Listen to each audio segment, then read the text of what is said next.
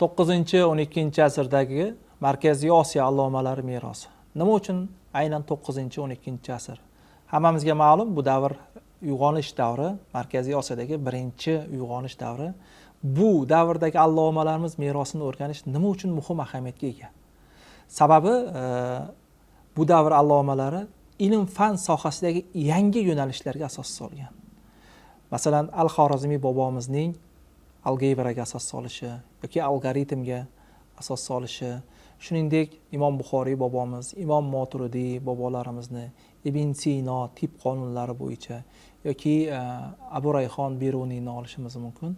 Bu kabi allomalarimiz soni ko'pligidan ularning barchasini sanash hozir vaqtni e'tiborga olamiz.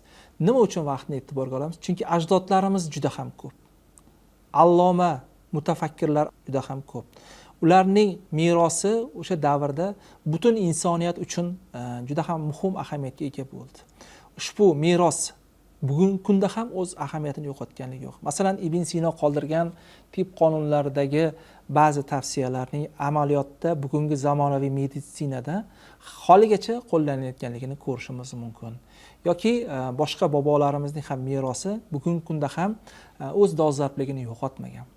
Bu kabi meros bilan xalqimiz tomonidan faxrlanish masalasi alohida bir jihat sifatida aytishimiz bilan birgalikda ular qoldirgan ilmiy, ma'rifiy merosni yosh avlodga yetkazish ham muhim ahamiyatga ega bo'lmoqda.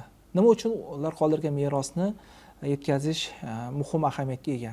Chunki ommaviy madaniyat, globallashuv jarayoni natijasida ajdodlar qoldirgan merosni yoshlarga yetkazishda yangicha yondashuvlar talab qilinmoqda.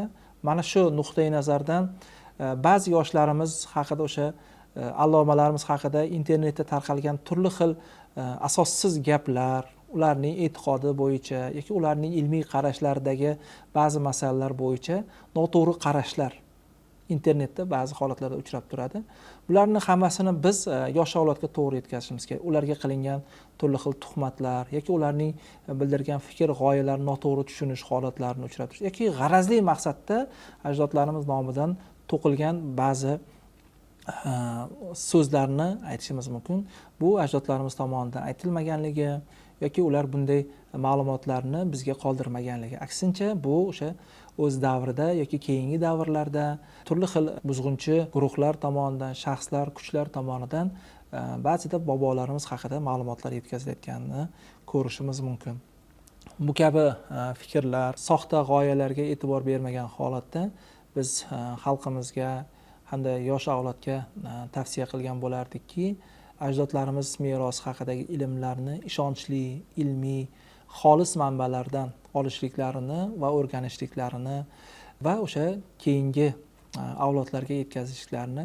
Chunki har bir avlod zimmasida o'z ajdodlari merosini keyingi avlodga ishonchli manbalar asosida xolis yetkazish vazifasi, mas'uliyati turadi.